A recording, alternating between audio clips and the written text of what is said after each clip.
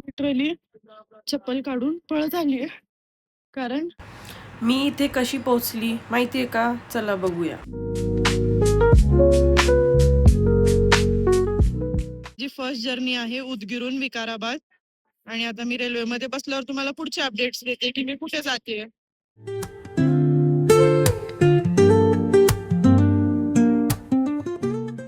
आता मी करते रेल्वेमध्ये बसून थोडीशी एक शॉर्टची एडिटिंग आणि एक 10 ते 15 मिनिटात येईल पिटर. हे मी नवीन माझं शॉर्ट्स टाकणार आहे आज किंवा उद्या.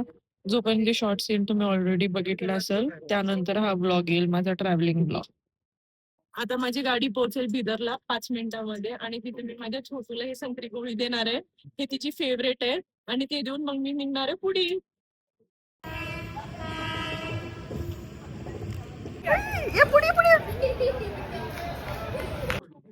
असं पकड. हॅलो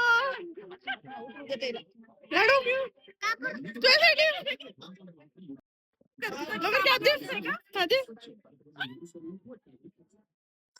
हा सांग. नाही बेबी मी माझ्या फ्रेंडच्या वेडिंगला जाऊन येते. ओके ओके किसी दे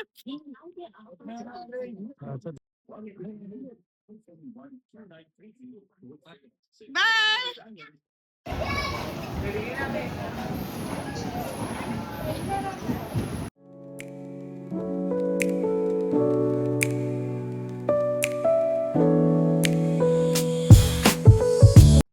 हे आहे माझं दुपारचं लंच जे माझ्या मम्मीने माझ्यासाठी खूप प्रेमाने बांधलेलं आहे. थँक्यू मम्मा. याच्यामध्ये चपाती, खिचडी, हे आलू वांग्याची भाजी, शेंगदाण्याची चटणी आणि हे मी जेवण करणार आहे. असा मस्तसा व्ह्यू बघत इतकं छान व्ह्यू दिसतोय. आणि मग मी जेवण करून मी पोहोचेल विकाराबादला. हे अंकल आहेत यांच्यासोबत माझं मस्त 15-20 मिनिट कन्व्हर्सेशन झालं.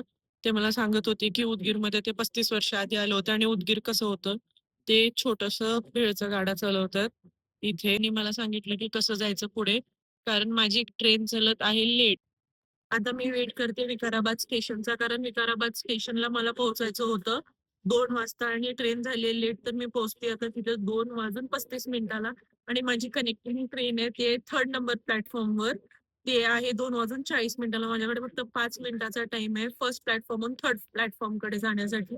तर बघूया आता मी किती लवकर पोहोचते. आणि हे बघा विकाराबाद ऑलरेडी आलंय आणि आता मी उतरून जाणार आहे आणि त्या डब्यात जाऊन बसते ट्रेन मध्ये आणि तुम्हाला सांगते की माझं कसं होतं प्रवास. मी पळत जाते प्लॅटफॉर्म नंबर 3 कडे.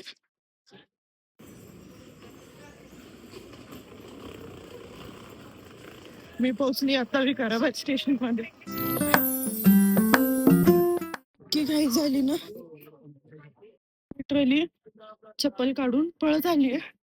कारण मला इतकी लेट झाली होती गाडी इतकी लेट झाली होती आणि मी फायनली गाडीमध्ये बसली.